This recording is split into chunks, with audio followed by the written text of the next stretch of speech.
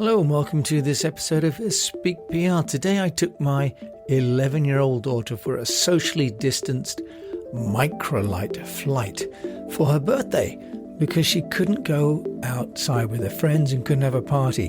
And she's got a bit of a head for heights.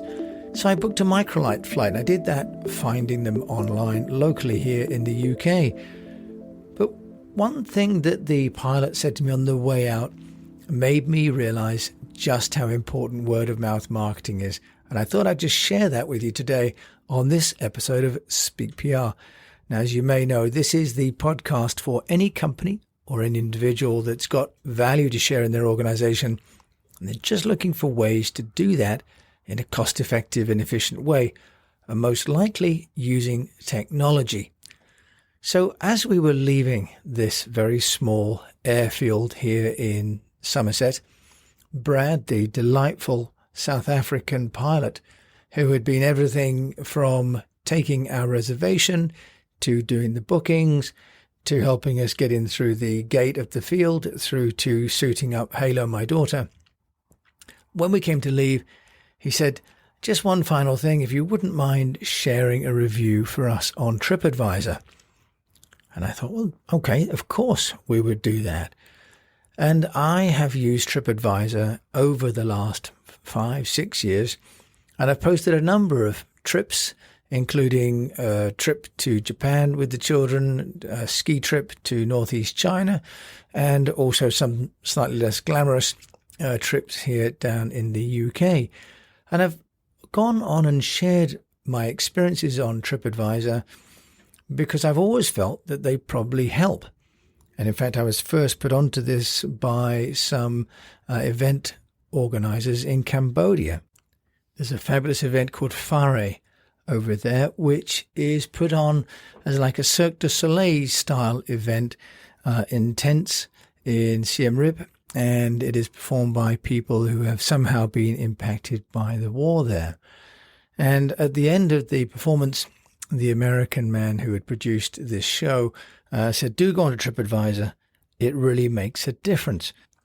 And I dutifully did that. But then moving to China, where Tripadvisor really isn't much of a player, certainly wasn't for us, I neglected it. So when Brad today mentioned Tripadvisor, it just got me thinking again about the power of what we might call reputation management, and how those of us that are involved in reputation management, the reputation economy, have been impacted by the gathering of social voices, and that businesses now can stand or fall based not on the review of one editor, but on the review of every customer. Because customers now can amplify their experience on a platform like Tripadvisor in the same way that they can do with Trusted Advisor, for example, or some of these other online verification and review websites. So when Brad, this South African pilot in this cold and rather windy day, said, thank you so much for coming with the big smiles, do leave us a review on Tripadvisor, I couldn't help but go and have a look at Tripadvisor itself. So I dutifully uploaded to Tripadvisor my review of the Western Air Sports and the microlight flight that Halo could take and other children could take as well, flying over Bath. And I saw that Brad and his team have got over 170 positive reviews, mainly 5-star. And I'd have given it a 5-star too if it wasn't, frankly, a pretty cold place to stand around because they haven't got any facilities for anybody that's waiting for those people that are in the air. Of course, you can sit in the car, but it's not quite the same. So I thought that would make it a 5-star experience. But other people, and I guess if it had been the summer, I might have given it 5 stars myself. So Tripadvisor now has become obviously the largest of all of the websites where people can leave reviews. Every month, 456 million plus people will visit part of the Tripadvisor infrastructure and ecosystem. So it's pretty amazing. About 1 in every 16 people on Earth will look at Tripadvisor and its various subsites to plan a trip. Now, it is apparently a $7 billion business now, and it had originally started out in 2000 with the motto, "Get the truth and go." And the initial model was for advertising, but that didn't go off so well. So from late 2001, every time a visitor clicked on a link to a given hotel or restaurant, Tripadvisor would charge the business a small fee for a referral. And within months, the company was making $70,000 a month and quite quickly broke even. So one of the founders, a chap called Kaufer, said that it had obviously changed dramatically, because then by 2004, Tripadvisor had 5 million unique monthly visitors.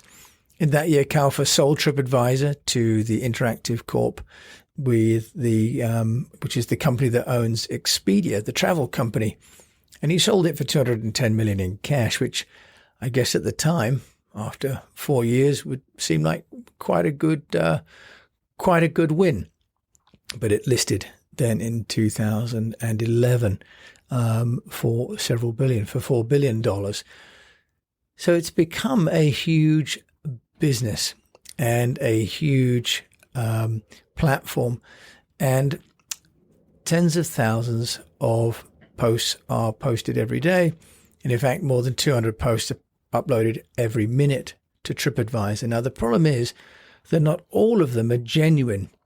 And there are review farms, which are in Southeast Asia, for example, where fake reviews can be bought and are posted, both positive and negative. And in the 2018 World Cup, there were thousands of fake reviews for hotels and restaurants in Russia popping up. So the people or Tripadvisor have the same problem as they do for Facebook and for Twitter and for Google and Yahoo, which is maintaining the integrity of a site which is a lifeline for people like Brad and the World Air Sports group here just down the road here in Somerset. Now, in America, a theme park owner actually sued a man who posted a negative review after a trip to his theme park with his daughter. This has given rise to what they call a SLAP suit, these strategic lawsuits against public participation, only in America. But what it does mean is that if you post a review of a place, it may lead you to get some negative comeback from the people that own that facility, especially if it's an owner-operated facility, for example, a theme park. So what can one do? I think the point is that one has to obviously look at the individual reviews. I've certainly left some. There's one chap called Brad Reynolds in Hong Kong who's uploaded over 6,500 reviews, over 72,000 photographs.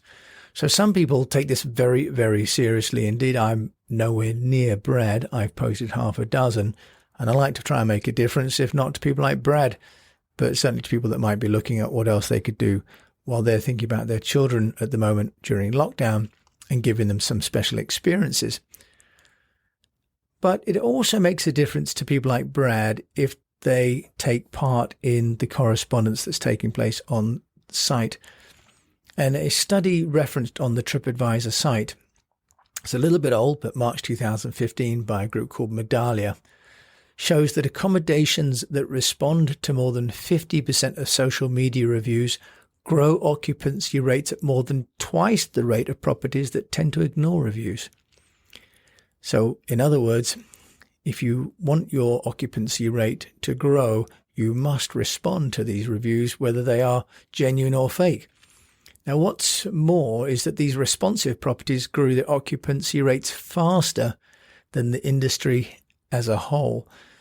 And they go on to say that the research shows that responding to more than 50% of reviews correlates with a 6.8% growth in occupancy rate.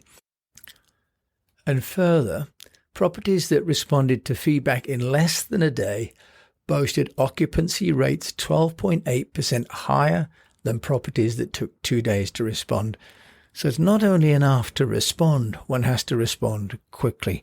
And I think having looked at reviews of products as well, and situations like the Amazon reviews or on the App Store with Apple, if there are reviews taking place by consumers in what we might now call the reputation economy, it's important to know that these are taking place and to have a mechanism to respond. So if your business somehow is the subject of reviews, invited or uninvited, like Brad's were, then it's important to allocate some time and some energy and some people to address those and to address them quickly. Now, on my part, I'd like to thank everyone that's left me great reviews as I've started this Speak PR podcast in June of this year and shared over 250 episodes of thoughts around the Speak PR program, which is to storify, personalize, engage, amplify, and to know. And I believe now it's time to take a little bit of a break over Christmas, spend more time with the children, and let you get on with whatever you're doing until we come back in 2021. So until we meet again, I wish you the best of health, a wonderful vacation and holiday season, and that if you have a business that receives reviews, do pay attention to those. And if you're going to leave a review, be mindful of the impact that it could make. Someone like Brad could well be depending on a positive review from you. So if you write a review, do that and be mindful and constructive. Thank you so much for listening. And if you'd like to write to me, please do jim@eastwestpr.com. If you'd like to subscribe to our weekly newsletter, come to eastwestpr.com. And if you'd like to talk with me about joining a mastermind, do come to speakpr.co. Thank you so much, and Merry Christmas and Happy New Year.